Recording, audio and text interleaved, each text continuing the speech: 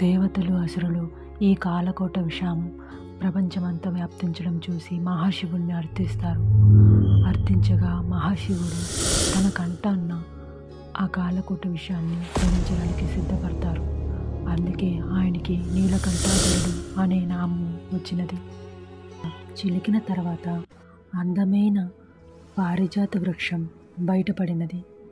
ఆ అందమైన పారిజాత పుష్పం చాలా దివ్యంగా తేజోత్తమానంగా పరిమళిస్తూ ఉంది. ఆ తర్వాత కామధేను, కోరికలను తీర్చే కామధేను బయటికి వచ్చింది. తర్వాత ఉచ్చేసవస్ తెల్లని స్వర్గీయ గుర్రం. మూడవది తర్వాత ఐరావతము. సకల జీవులు బయటికి వచ్చాయి. కౌస్తవమని మహావిష్ణువు తన వృక్షస్థలంపై ఉంచారు. తర్వాత మదనాన్ని చిలకగా మహాలక్ష్మీదేవి సముద్రమదనం నుండి పైకి వచ్చారు. దివ్యంగా వెలిగిపోతున్న మహాలక్ష్మిని చూసి కామధేను, ఐరావతం తన ధనులతో స్వాగతం పలికారు.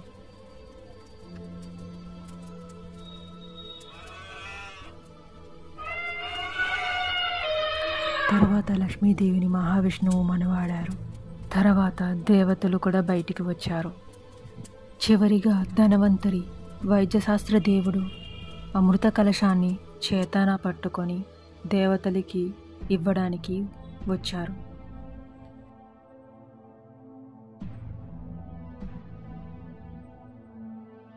అమృతాన్ని రాక్షసులు లాక్కోవడానికి ప్రయత్నించారు. దేవతలు భగవంతుని ప్రార్థించగా మహావిష్ణువు మోహిని అవతారంలో ప్రత్యక్షమయ్యారు. అసురులు మోహిని అవతారం చూసి మైమర్చిపోయారు. ఆమె న్యాయంగా అందరికీ అమృతాన్ని పంచిపెడుతున్నారు అని అనుకున్నారు. కానీ విష్ణువు దేవతలకు మాత్రమే అమృతాన్ని పంచిపెడుతున్నారు.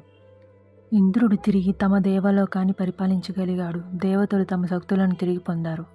అసురులు తాము మోసపోయామని, లబ్ధిని పొందలేకపోయామని గ్రహించారు.